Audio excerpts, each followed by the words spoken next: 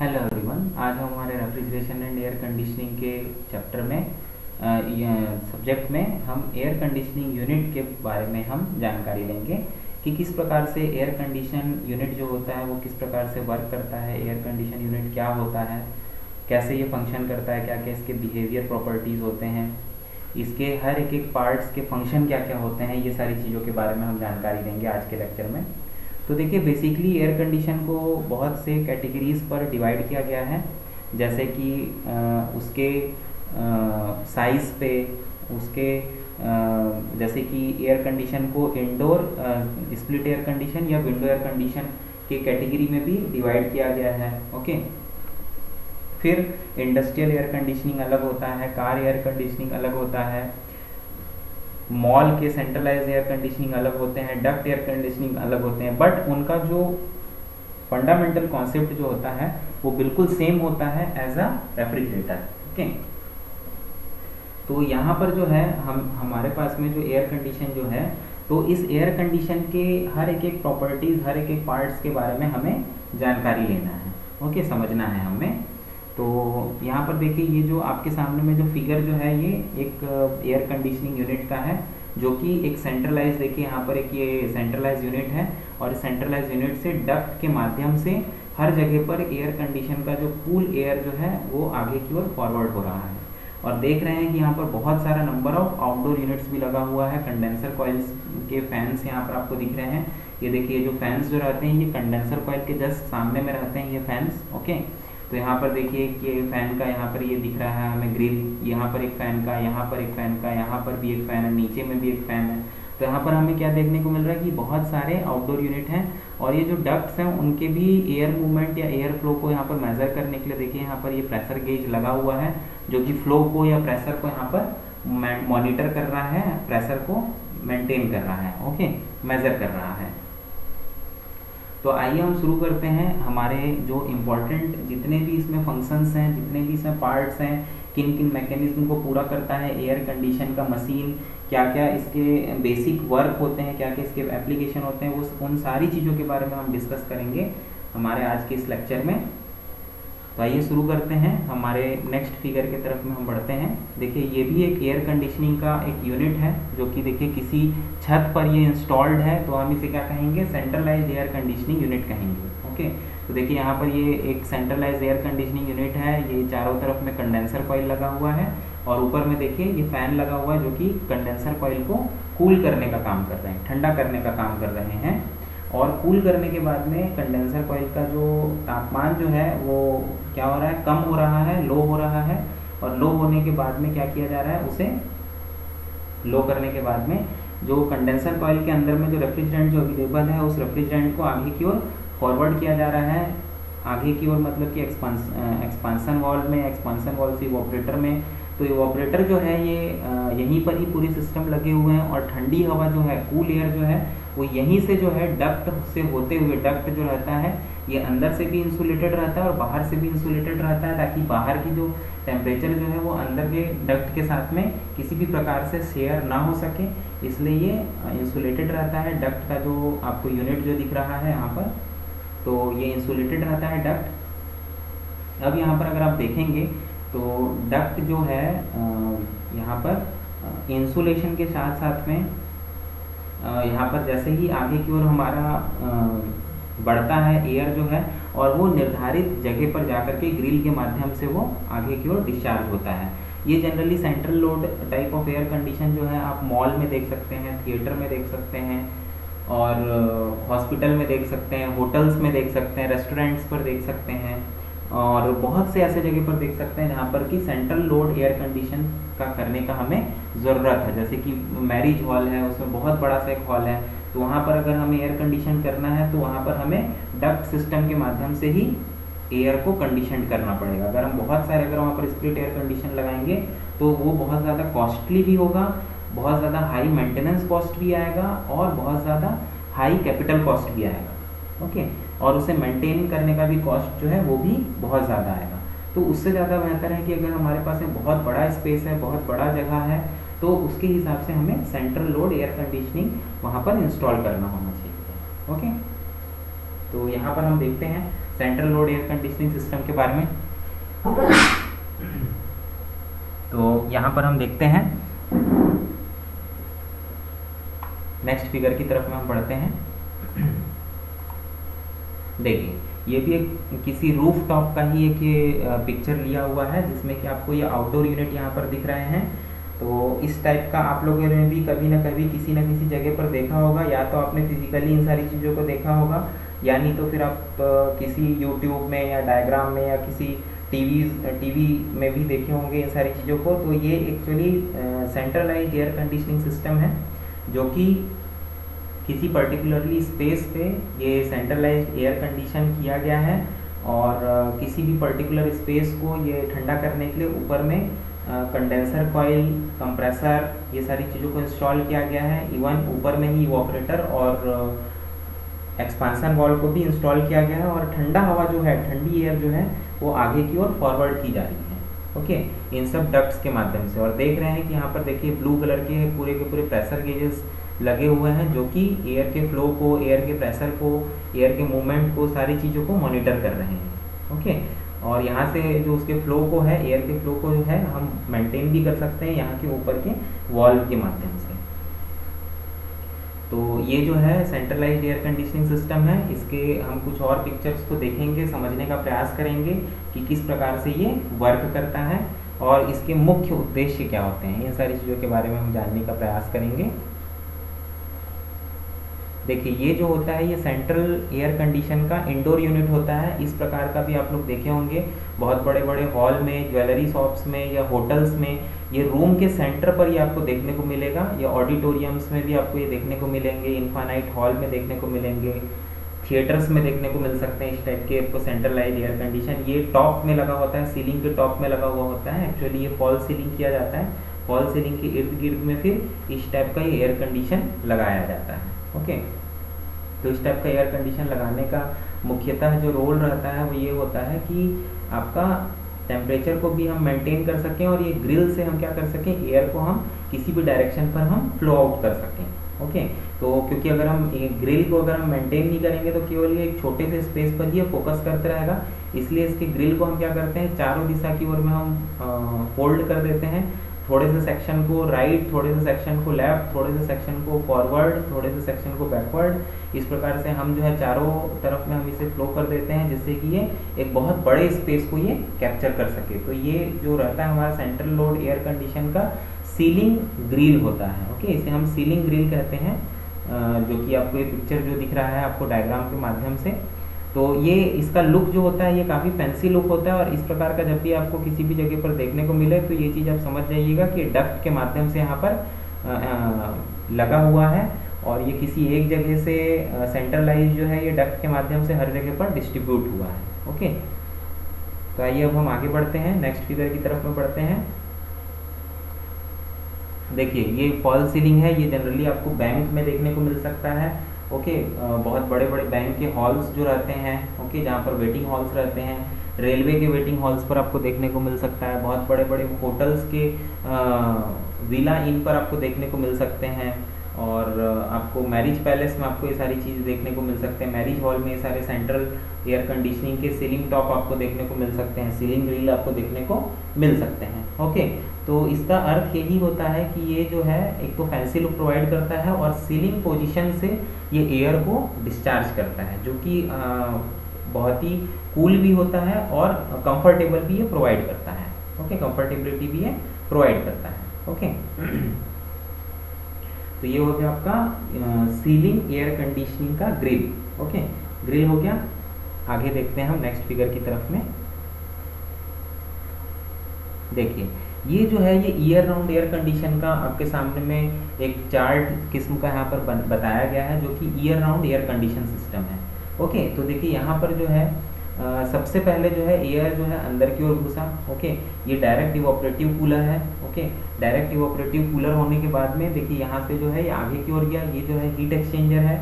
यहाँ से जाने के बाद में सेंसिबल व्हील है, उसके बाद में देखिए वाटर टू, यहाँ पर ये कूल हुआ एयर जो है ये कंडेंसर में जाकर के इवोपरेटर कॉइल में जाकर के कूल हुआ, कूल होने के बाद में हीटर में गया, हीटर में जाने के बाद में क्या हुआ, हीट हुआ हमारा एयर, तो हीट होने के कारण से इसमें जो एक्स्ट्रा जो ह्यूमिडिटी जो है, एक्स्ट्रा जो ह्यूमिडिटी जो प्रेजेंट है, अवेलेबल है, उसको ये डिस्चार्ज करने के बाद में, उसको सेपरेट करने के बाद में ये आगे की ओर बढ़ा, और आगे की ओर बढ़ने के बाद में ये जो चैम्बर है, इस चैम्बर से होते हुए ये फिर से आगे की ओर जाकर के कंडीशनड स्पेस में डिस्चार्ज हो गया।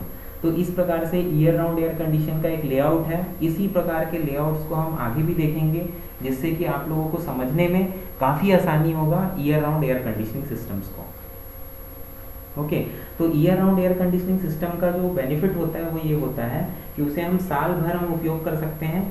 मतलब कि समर के सीजन में, गर्मी के दिनों में वो कूल एयर डिस्चार्ज करता है, ठंडा हवा को डिस्चार्ज करता है, और ठंड के दिनों में वो गर्म हवा को डिस्चार्ज करता है। ओके, हॉट एयर को डिस्चार्ज करता है। उसमें एक्चुअली कूलिंग कॉइल भी होता है और हीटिंग कॉइल भी होता है। हीटिंग कॉइल हम ठंड के दिनों में हम ऑन करते हैं, और कूलिंग कॉइल हम गर्मी के दिनों में ऑन करते हैं।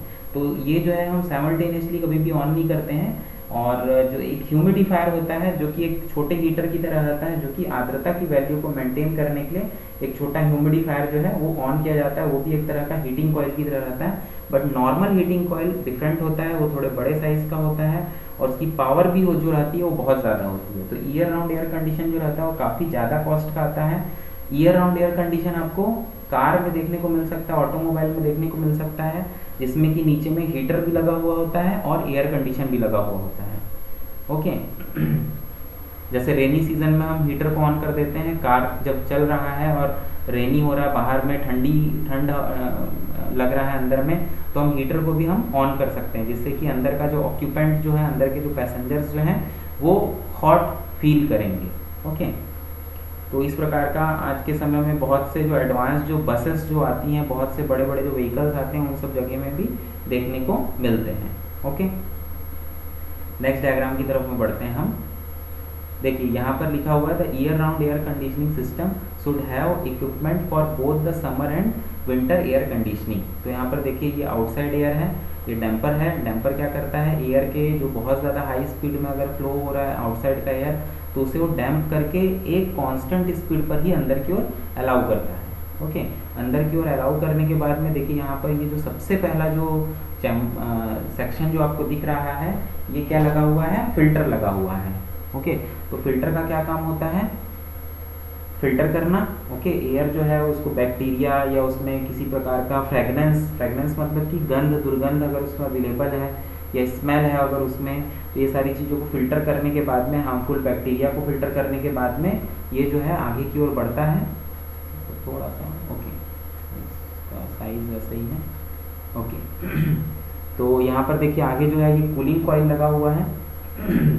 कूलिंग कॉइल जो है ये कूल करने का काम करता है रेफ्रिजरेंट को, जो है इवोपरेटिव है। यहाँ पर कूलिंग कॉइल जो है वो इवोपरेटर है। यहाँ पर इवोपरेटर से जो है हमारा एयर जो है इंट्रोड्यूस होता है। इंट्रोड्यूस होने के बाद में देखिए यहाँ पर ये ह्यूमिडिफायर है, जो कि मैंने आपको बताया ये भी एक छोटा सा हीटिंग कॉइल की तरह रहता है। अगर यहाँ पर ह्यूमिडिफिकेशन का ज़रूरत है, अगर ह्यूमिडिफिकेशन मतलब कि एयर में वाटर कंटेंट को ऐड करने की अगर आवश्यकता है, तो हम क्या करेंगे, स्प्रे करने का काम करेंगे। वाटर को स्प्रे करेंगे एयर में, तो उससे क्या होगा, ह्यूमिडिफिकेशन होगा।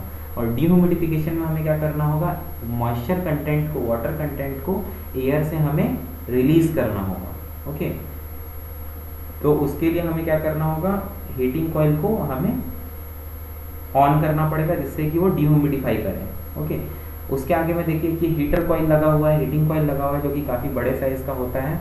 ये जनरली कूलिंग कॉइल जब ऑन होता है तो हीटिंग कॉइल को ऑफ करते हैं, और हीटिंग कॉइल को जब ऑन करते हैं तो कूलिंग कॉइल को ऑफ कर देते हैं। ओके, ये डिपेंड करता है समर और विंटर सीजन पे और आपके चॉइस पे। आगे जो है ये फैन लगा हुआ है। फैन जो है एयर को सर्कुलेट करता है कंडीशनड स्पेस पर, ये फॉरवर्ड करता है एयर को कंडीशनड स्पेस में।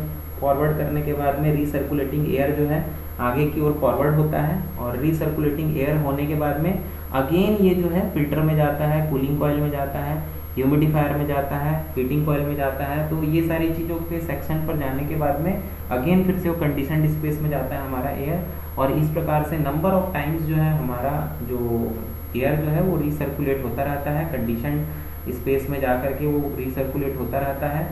आउटसाइड का भी एयर जो है इसमें टॉप अप होता रहता है, ताकि फ्रेश एयर का भी इंट्रोडक्शन हो सके हमारे कंडीशनड स्पेस में। तो हर एक सेक्शन का यहाँ पर बहुत ही इम्पॉर्टेंट रोल होता है, जैसे फिल्टर हो गया, कूलिंग कॉइल हो गया, ये हर एक इस कंपोनेंट्स का यहाँ पर बहुत ही ज़्यादा इम्पॉर्टेंट रोल होता है। ओके, तो ये year round air conditioning system है जो कि समर और विंटर दोनों ही समय पर ये काम आता है। ओके, ये अगले डायग्राम की तरफ में हम बढ़ते हैं। देखिए, all air type air conditioning system यहाँ पर लिखा हुआ है, तो हम नंबर 1 से हम शुरू करेंगे। देखिए, नंबर 1 जो है ये 2 अदर रूम्स है, नंबर 2 है सप्लाई एयर डक्ट है, नंबर 3 फैन है। ओके, नंबर 4 जो है, number 5 okay, number 1 heat source है। ओके, नंबर 4 जो है ये एयर डिफ्यूज़र लिखा हुआ है, ओके, रूम के अंदर में। और नंबर 5 जो है ये कूलिंग सोर्स है, नंबर 6 रिटर्न एयर डक्ट है, नंबर 7 आपका आउटडोर एयर है, नंबर 8 है एग्जॉस्ट एयर है, नंबर 9 एयर फिल्टर है, नंबर 10 ह्यूमिडिफायर है। ओके, तो एक्चुअली थोड़ा जिगजैग फॉर्म में आपको सारे इक्विपमेंट्स को इंट्रोड्यूस कराया गया है, बट ऐसे जिगजैग फॉर्म में पढ़ने से थोड़ा सा कठिनाई भी हमें सामना करना पड़ सकता है। तो ज़्यादा बेहतर है कि हम सेपरेट अगर सारी चीज़ों को अगर हम देखें समझें तो वो ज़्यादा बेहतर रहेगा। सेपरेटली अगर हम सारी चीज़ों को देखें और समझें तो देखिए, सेपरेटली अगर हम देखेंगे तो यहाँ पर देखिए ये एक रूम है जिसमें कि सबसे पहले एयर जो है गया फैन से, वो ब्लो होते हुए कूलिंग सोर्स पर गया, कूलिंग सोर्स पर जाने के बाद में ह्यूमिडिफाई अगर उसमें होना है तो ह्यूमिडिफाई हुआ, या डीह्यूमिडिफाई होना है तो डीह्यूमिडिफाई हुआ। उसके बाद में अगेन ही हीट सोर्स से इंट्रोड्यूस होते हुए एयर जो है फिल्टर होकर के कंडीशनड स्पेस में चला गया। कंडीशनड स्पेस में जा करके अगर कुछ हाई टेम्परेचर का एयर है तो वो एग्जॉस्ट हो जाएगा, नहीं तो फिर ये रीसर्कुलेटेड होकर के फिर से जो है fan, cooling coil, humidifier, heat source में होता हुआ ये जो है अगेन एंड अगेन जो है ये रिपीट होता रहेगा। ओके, ये साइकिल को, तो यही है हमारा all air type air conditioning system, जिसमें कि हमें ये चीज़ हमें ज्ञात होता है कि किस प्रकार से जो स्पेस है वो किस प्रकार से ठंडा कर रहा है सिस्टम को, कैसे वो एक क्लोज सिस्टम को गर्मी के दिनों में और ठंडी दोनों के दिनों में किस प्रकार से ठंडा करता है। बट इस टाइप का जो एयर कंडीशन होता है वो काफ़ी ज़्यादा कॉस्टली होता है। Okay, year round air condition, और इंडिया में ये बहुत ही कम जगह पर देखने को मिलता है। फॉरेन पे ये आपको देखने को मिल सकता है, बट इंडिया में बहुत ही कम जगह पर देखने को मिलता है। जनरली हम क्या करते हैं कि जो एयर कंडीशन जो हम देखते हैं वो रूम में जो लगे होते हैं वो बेसिकली समर सीजन पर ही उपयोग होते हैं, और विंटर सीजन पर हम एक्स्ट्रा अलग से एक हीटर का हम उपयोग करते हैं। ओके, अलग से हम हीटर का उपयोग करते हैं। देखिए, यहाँ पर ये लिखा हुआ है winter air conditioning system components working in detail. तो यहाँ पर देखिए एटमॉस्फेरिक एयर जो है इंट्रोड्यूस हुआ एयर फिल्टर से, आगे की ओर गया ये फर्स्ट हीटिंग कॉइल में, हीट हुआ एयर जो है, आगे जो है ह्यूमिडिफायर में गया। ह्यूमिडिफायर में देखिए एयर स्प्रे हो रहा है, वाटर जो है स्प्रे हो रहा है, एयर जो है उसमें वाटर मॉइस्चर कंटेंट ऐड होगा, तो उसे हम क्या कहेंगे, ह्यूमिडिफिकेशन कहेंगे।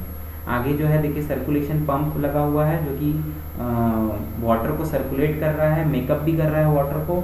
आगे की ओर जाने के बाद में ये जो है देखिए water eliminator, second heating coil यहाँ पर लिखा हुआ है, वाटर को एलिमिनेट कर रहा है। ओके, फिर आगे जाने के बाद में देखिए सेकंड हीटिंग कॉइल है, सेकंड हीटिंग कॉइल में जाने के बाद में air to air conditioned space में चला गया। ओके, ये air to air conditioned space में चला गया। अगेन यहाँ से जो एयर जो है निकल करके ये एटमॉस्फेरिक एयर में आकर के एयर फिल्टर के थ्रू अगेन ये फिर से हीट होगा, ह्यूमिडिफाई होगा, ह्यूमिडिफाई होने के बाद में फिर से filter eliminator second heating coil के माध्यम से आगे की ओर जाता जाएगा। विंटर मतलब कि ठंड के दिनों में हमको गर्म हवा की ज़रूरत है, बट बहुत ज़्यादा भी गर्म हवा हमें नहीं चाहिए। हमने ये चीज़ को बताया था कि जो ह्यूमन कंफर्टेबिलिटी जो टेम्परेचर है वो है 22.5 डिग्री सेल्सियस, तो इसी टेम्परेचर पर हमें मेंटेन करना है। बट विंटर डेज में जो टेम्परेचर है वो ड्रॉप होकर के किसी किसी जगह पर तो 10 डिग्री सेल्सियस 12 डिग्री सेल्सियस तक के चला जाता है, जो कि हमें काफ़ी ज़्यादा कोल्ड हमें फील कराता है। तो ऐसे जगह पर उस टेम्परेचर को हमें मेंटेन करके कम करना होता है। ओके, सॉरी बढ़ाना होता है, 10 या 12 डिग्री सेल्सियस को हमें बढ़ा करके 22.5 या 22 डिग्री सेल्सियस तक के हमें लेकर के आना होता है। बेसिकली अगर रेंज देखा जाए तो बेसिकली हर कोई जो है वो 22 डिग्री से 25-26 डिग्री सेल्सियस तक के कंफर्टेबल फील करता है। ओके, और जैसा कि मैंने बताया था कि कंफर्टेबिलिटी जो होता है ये डिपेंड करता है जेंडर, मेल या फीमेल पे, उनके क्लोथिंग स्टाइल, उनके एज पे, उनके चॉइस पे, उनके हेल्थ पर, है ना, उनके डाइट पर, ये सारी चीज़ों पर भी डिपेंड करता है कि उन्हें कितना कंफर्टेबिलिटी टेम्परेचर की आवश्यकता है या उनके लिए कौन सा टेम्परेचर ज़्यादा कंफर्टेबल होगा। ओके,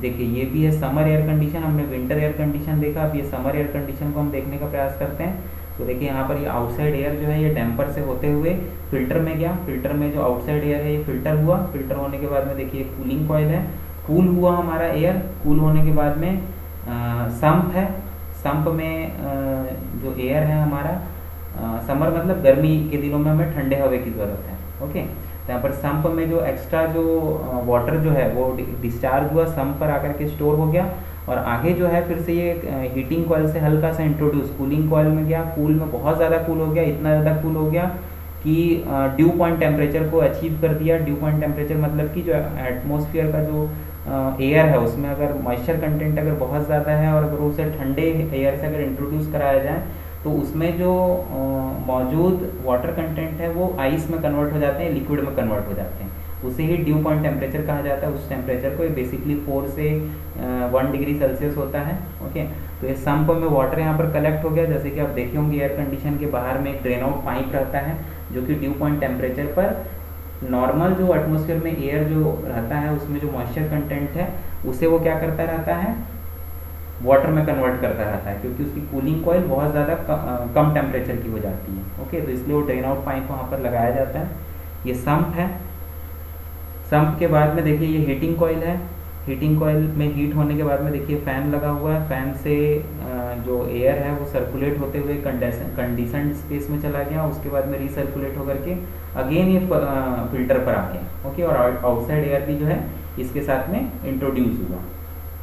तो यहाँ पर इस प्रकार से हमें जो है ये साइकिल पर हमें बहुत ही ध्यान देते हुए चलना पड़ेगा कि कहाँ किस जगह पर समर एयर कंडीशन या विंटर एयर कंडीशन का हमें डायग्राम ड्रॉ करना है। बट ज़्यादा बेहतर रहेगा कि अगर आप ईयर राउंड एयर कंडीशन को अगर आप फॉलो करें तो उसमें आप ये ऑप्शनल में आप लिख सकते हैं कि ईयर राउंड एयर कंडीशन को आप ड्रॉ करके कि विंटर सीजन पर हम जो है हीटिंग कॉइल को हम ऑन करेंगे, कूलिंग कॉइल को ऑफ करेंगे, और समर सीजन पे हम कूलिंग कॉइल को ऑन करेंगे और हीटिंग कॉइल को ऑफ करके रखेंगे। इस तरीके से आप बता सकते हैं। ईयर राउंड एयर कंडीशन को भी आप देख लीजिए, समर और विंटर एयर कंडीशन को भी आप देख सकते हैं।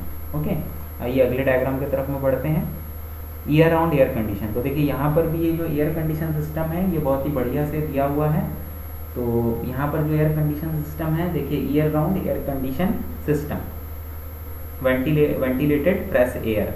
ओके, ये डैम्पर है, यहाँ से जो है फ्रेश एयर जो है अंदर की ओर एंट्री होता है। अंदर की ओर एंट्री होने के बाद में देखिए एयर फिल्टर लगा हुआ है, एयर फिल्टर से ये फिल्टर होने के बाद में रेफ्रिजरेशन प्लांट है। ओके, ये रेफ्रिजरेंट जो है ठंडा होने के बाद में, जो एयर फिल्टर लगा हुआ है ठंडा होने के बाद में ह्यूमिडिफायर लगा हुआ है जो कि ह्यूमिड करता है एयर को, एयर मॉइस्चर कंटेंट को ऐड करता है एयर में और उसे और ज़्यादा कूल करता है। फिर हीटिंग कॉइल लगा हुआ है जो कि हल्का सा उसे हीट करता है। ब्लोअर फैन के माध्यम से ये बहुत ही ज़्यादा हाई स्पीड में जाते हुए ग्रिल से या एंट्री होते हुए एक कंडीशनड स्पेस में जाता है, जिस जगह पर ये स्पेस को ठंडा करता है, बहुत ज़्यादा कूल करता है। और कूल करने के बाद में ये वेंटिलेशन के माध्यम से ये जो है रीसर्कुलेट हो जाता है, आगे की ओर बढ़ जाता है, और आगे की ओर बढ़ने के बाद में अगेन जो है ये एयर फिल्टर पर आकर के फिर से रेस्ट हो जाता है।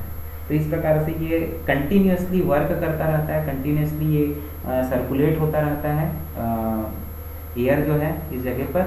तो इसे हमें ध्यान देने की आवश्यकता है। Year round air condition system में बहुत ही कॉमन डायग्राम है और ये ऑलमोस्ट हर बार ये एग्ज़ाम में पूछा जाता है।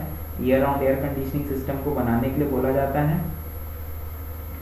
तो इसे आप लोग बहुत ही अच्छे से प्रैक्टिस करेंगे, अपने नोटबुक में आप लोग प्रैक्टिस करेंगे, बनाने का प्रयास करेंगे। आइए अगले डायग्राम की तरफ में हम बढ़ते हैं। देखिए ये भी एक एयर कंडीशनिंग सिस्टम है। देखिए ये कंप्रेसर है, कंप्रेसर से कंडेंसर में गया, उसके बाद में एक्सपांसन होते हुए देखिए सेपरेटर 1 है, सेपरेटर 2 है, 2 चैम्बर को ये ठंडा करने का काम कर रहा है। और अगेन फिर उसके बाद ठंडा करने के बाद में ये जो है कंप्रेसर की तरफ में आगे की ओर जाता जा रहा है। ओके, तो ये 2 पॉइंट पर ये ठंडा करने का काम कर रहा है, सेपरेटर 1 एंड सेपरेटर 2, 2 पॉइंट पर ये कूल करने का वर्क कर रहा है। ओके, तो इस डायग्राम को भी आप लोग बहुत ही अच्छे से देख लेंगे। ये जो है ये क्लोज्ड स्पेस है सेपरेटर 1 और ये भी एक क्लोज्ड स्पेस है सेपरेटर टू। ओके, तो यहाँ पर समझना क्या है, ये जैसे कूल करने का जो मीडियम जो बताया जाता है बार बार, उसमें मतलब क्या होता है कि इवेपोरेटर कॉइल के बारे में बताया जाता है। इवेपोरेटर कॉइल के पीछे में ब्लोअर फैन लगा होता है जो कि ब्लो करता है एयर को और ठंडा करता है, ओके, स्पेस को। ओके, तो इसी चीज़ को यहाँ पर बार बार बताया जाता है। आगे हम बढ़ते हैं नेक्स्ट फिगर की तरफ में। देखिए यहाँ पर भी एक एयर कंडीशनिंग सिस्टम है जहाँ से कि एयर जो है सप्लाई हो रहा है। एयर सप्लाई होने के बाद में देखिए ये सब प्लेट्स लगे हैं, ये सब पार्टीशियंस लगे हुए हैं, एयर सप्लाई आउटलेट्स लगे हुए हैं, एग्जॉस्ट एयर, ये जो एयर जो है ये फ्लो होकर के एग्जॉस्ट हो रहा है, ये जो है ये आपका कंडीशनड स्पेस है, ये रूम वॉल है और ये एयर सप्लाई हो रहा है। ओके, ये इवेपोरेटर्स लगे हुए हैं जो कि एयर सप्लाई जो हो रहा है उसे इवेपोरेटर के कॉइल से हम इंट्रोड्यूस कराते हुए, देखो एयर सप्लाई आउटलेट इंट्रोड्यूस कराते हुए क्या किया जा रहा है, उसे ठंडा किया जा रहा है और रूम के अंदर में इंट्रोड्यूस किया जा रहा है। ओके, तो रूम के अंदर का जो स्पेस है वो कंडीशनड हो रहा है, मतलब उसको हम डिज़ायर्ड टेम्परेचर पर हम क्या कर पा रहे हैं, मेंटेन कर पा रहे हैं। तो इसलिए डायग्राम को यहाँ पर बताया गया है। यहाँ पर भी इवेपोरेटर कॉइल से हम एयर को इंट्रोड्यूस करा रहे हैं। ये प्लेट्स लगे हुए हैं, पार्टीशंस हैं, एयर सप्लाई आउटलेट्स हैं, फॉल सीलिंग है, ये सारी चीज़ें हैं। ओके, ये फॉल सीलिंग लिखा हुआ है। आइए आगे देखते हैं। ये देखिए ये जो है ये भी दो यहाँ पर डायग्राम बताया गया है। ये डक्ट का एक्चुअली डायग्राम है। देखिए ये जो है सप्लाई रजिस्टर डक्ट सिस्टम है और ये रिटर्न ग्रिल डक्ट सिस्टम है। तो बेसिकली जैसा कि मैंने आप लोगों को बताया कि हम क्या करते हैं कि डक्ट सिस्टम को भी हम देखने का प्रयास करते हैं, क्योंकि सेंट्रलाइज हम एयर कंडीशन को लगाते हैं बहुत बड़े बड़े हॉल में, टॉकीजेस में, मॉल में, थिएटर्स में, होटल में, हॉस्पिटल में, रेस्टोरेंट्स पर, ओके, मैरिज पैलेस में, ये सब जगह पर हम क्या करते हैं सेंट्रलाइज एयर कंडीशन लगाते हैं। बट उन सब एयर कंडीशन को हम क्या करते हैं, ये एयर को सप्लाई करने के लिए हम डक्ट का वहाँ पर उपयोग करते हैं। तो हर डक्ट का जो डिज़ाइन होता है वो क्या होता है, डिफरेंट स्टाइल का होता है, डिफरेंट तरीके का होता है। ओके, तो यहाँ पर देखिए ये वॉल लगा हुआ है, वॉल के यहाँ पर देखिए विंडो लगा हुआ है, ये सप्लाई रजिस्टर है, ये रिटर्न एयर आउटलेट है, ये सप्लाई एयर इनलेट है। ओके, तो यहाँ से देखिए सप्लाई हो रहा है कंडीशन रूम में और यहाँ से ये रिटर्न आउटलेट भी हो रहा है। सिमिलरली देखिए रिटर्न की ग्रिल है और यहाँ से एंट्री ग्रिल है, यहाँ से एंट्री हो रहा है इस जगह से और यहाँ से रिटर्न हो रहा है। ओके, ये एयर फ्लो का मूवमेंट है, इस प्रकार से फ्लो हो रहा है। तो इसी प्रकार से मॉल में या आपके शॉपिंग कॉम्प्लेक्स में भी इसी प्रकार का, या थिएटर में भी इसी प्रकार का ही एयर का सप्लाई होता है। ओके, इसी प्रकार से एयर का सप्लाई होता है। तो इस चीज़ को आप लोग बहुत ही केयर रखेंगे किस प्रकार से एयर का सप्लाई हो रहा है। ये अगले डायग्राम की तरफ में बढ़ते हैं। देखिए ये भी एक एयर सप्लाई का यूनिट है, जहाँ पर कि देखिए बालकनी फ्लोर आउटलेट है। ओके, ये बालकनी है, ये बालकनी है, एयर डक्ट है, देखिए एग्जॉस्ट डक्ट है, अपवर्ड एयर फ्लो है, सिनेमा स्क्रीन है, फ्लोर आउटलेट है, ये प्लीनम चैम्बर है और ये बेसमेंट है। ओके, तो ये क्या चीज़ है, एक थिएटर के अंदर का ये सारी चीज़ें बता रहा है। देखिए ये जो है ये स्क्रीन है, सिनेमा स्क्रीन है, ये बालकनी है, नीचे से जो है एयर जो है वो अंदर की ओर आ रहा है। देखिए ये जो एरो जो बने हैं, ये एरो क्या बता रहा है, एयर के मूवमेंट्स को बता रहा है, किस डायरेक्शन पर वो जा रहा है, नीचे से ऊपर की ओर जा रहा है। तो एयर जो है वो नीचे से आ रहा है, यहाँ पर ये बालकनी में बैठे हैं, यहाँ पर लोअर वाले कैंडिडेट्स बैठे हुए हैं जो सिनेमा वॉच कर रहे हैं, और नीचे से एयर आते हुए ऊपर की ओर जो है एग्जॉस्ट डक्ट से बाहर की ओर निकल रहा है। नीचे जो है देखिए बेसमेंट है, बेसमेंट मतलब कि पार्किंग लॉन है नीचे में, और उसके ऊपर में देखिए ये सब इस प्रकार से एक थिएटर का एक लेआउट आप लोगों को बताया गया। ये बालकनी फ्लोर आउटलेट है और ये एयर सप्लाई डक्ट्स हैं, ये सप्लाई फैन है, इस प्रकार से आप लोगों को ये बताया गया है। ओके, थिएटर का एक सिनेमा हॉल का।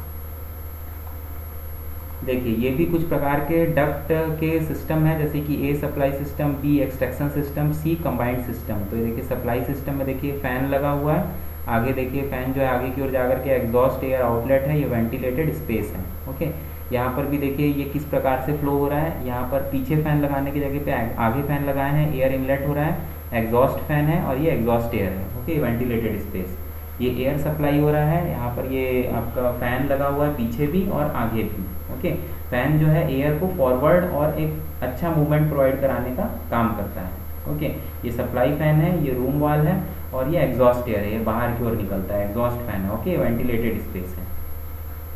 तो इस प्रकार से तीन स्टाइल के, तीन अलग अलग पैटर्न के यहाँ पर एयर के मूवमेंट्स बताए गए हैं, जो कि डक्ट से आ रहे हैं एयर और बाहर जो है एग्जॉस्ट हो रहे हैं, डिस्चार्ज हो रहे हैं। तो इस प्रकार से तीन स्टाइल के, तीन अलग अलग पैटर्न के यहाँ पर एयर के मूवमेंट्स बताए गए हैं जो कि डक्ट से आ रहे हैं एयर और बाहर जो है एग्जॉस्ट हो रहे हैं, डिस्चार्ज हो रहे हैं। तो इस प्रकार से तीन स्टाइल के, तीन अलग अलग पैटर्न के यहाँ पर एयर के मूवमेंट्स बताए गए हैं जो कि डक्ट से आ रहे हैं एयर और बाहर जो है एग्जॉस्ट हो रहे हैं, डिस्चार्ज हो रहे हैं। ओके, आगे हम देखते हैं। ये देखिए, ये भी एक प्रकार का सप्लाई चेन है। तो देखिए सप्लाई ग्रिल है, यहाँ से एंट्री हो रहा है, नीचे सप्लाई ग्रिल 2 से भी यहाँ से एंट्री हो रहा है, और यहाँ से जो है रिटर्न ग्रिल से ये जो है बाहर की ओर डिस्चार्ज हो रहा है। यहाँ पर भी देखिए सप्लाई रजिस्टर है, ये सप्लाई हो रहा है, नीचे की ओर सप्लाई हो रहा है, ये रिटर्न ग्रिल्स हैं, ये नीचे की ओर सप्लाई हो रहा है, और यहाँ से डिस्चार्ज हो रहा है। आइए अगला फिगर देखते हैं। देखिए ये वाला डायग्राम तो ऑलमोस्ट सेम है, ये वाला डायग्राम।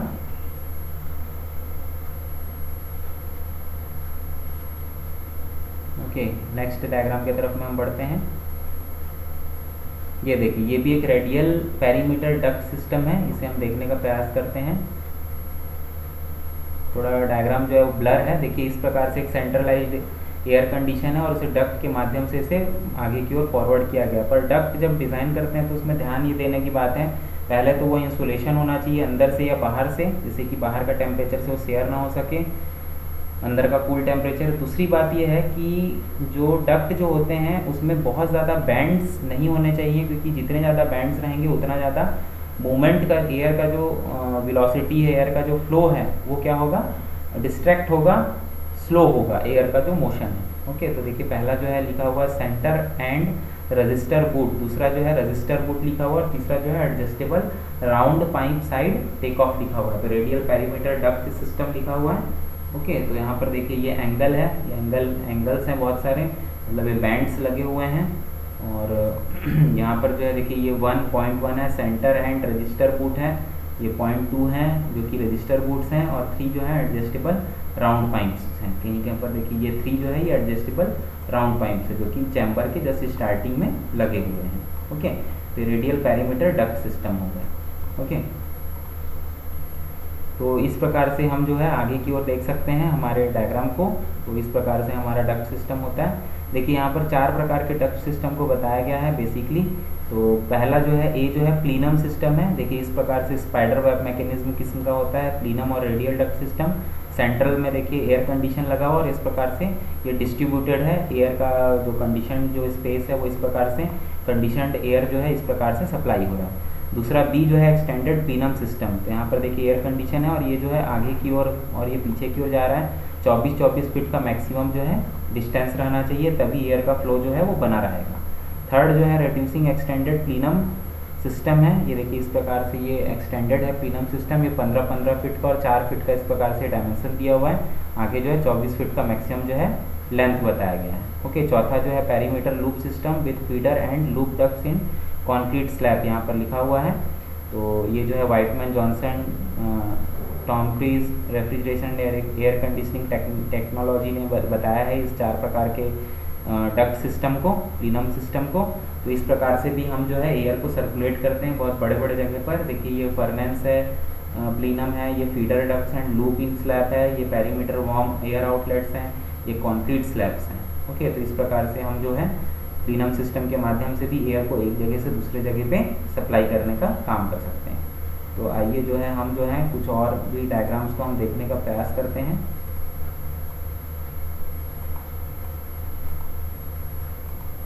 ओके,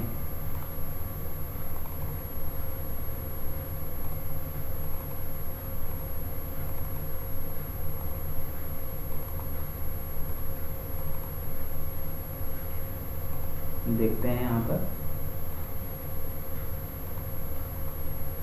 ये देखिए इस टाइप का डायग्राम आपने साथ देख लिया होगा। Extended plenum system equipment centrally located लिखा हुआ है। तो इस प्रकार से 24 फीट के डिस्टेंस में हम इस प्रकार से प्लीनम सिस्टम को इंस्टॉल्ड कर सकते हैं। ओके, अगला डायग्राम को हम देखने का प्रयास करते हैं। देखिए इस टाइप से भी ये सप्लाई चेन हम प्रोवाइड करवा सकते हैं।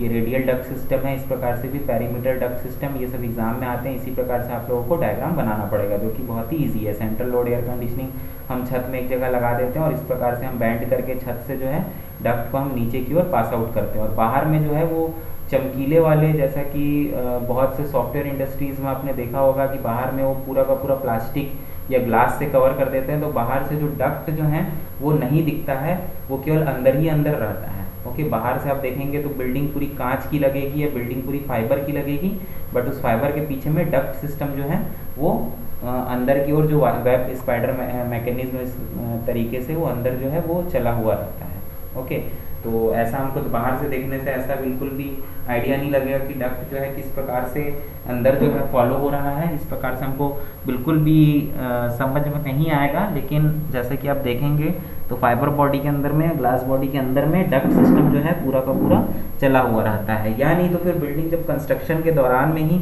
ये डक्ट सिस्टम के लिए अलग से स्पेस दिया जाता है, हर जगह पर वेंटिलेशन और डक्ट सिस्टम के लिए स्पेस दिया जाता है। ओके, आइए अगले डायग्राम की तरफ में हम बढ़ते हैं। देखिए ये भी जो है वही 4 अलग अलग टाइप का दिया हुआ है। ये spider type air conditioning duct system है, ये radial type air conditioning duct system है, ये पेरीमीटर लूप टाइप का डक्ट सिस्टम है, और ये ट्रंक एंड ब्रांच टाइप का एयर कंडीशनिंग लूप सिस्टम है। ओके, तो ये सारे जो सप्लाई डक्ट सिस्टम जो आप देख रहे हैं ये बहुत ही इम्पॉर्टेंट टाइप के हैं। ये एग्जाम में जनरली आते हैं कि टाइप्स ऑफ डक्ट्स आप लिखिए कि कितने प्रकार के होते हैं। तो extended plenum, circumference plenum, perimeter loop, trunk and branch type, spider type, radial type, ये सारी चीज़ों को आप लोगों को एग्जाम में लिखना पड़ेगा। ओके, आगे देखते हैं हम।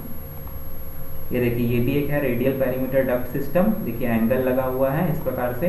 इस डायग्राम को हमने पहले भी अभी देख चुका है।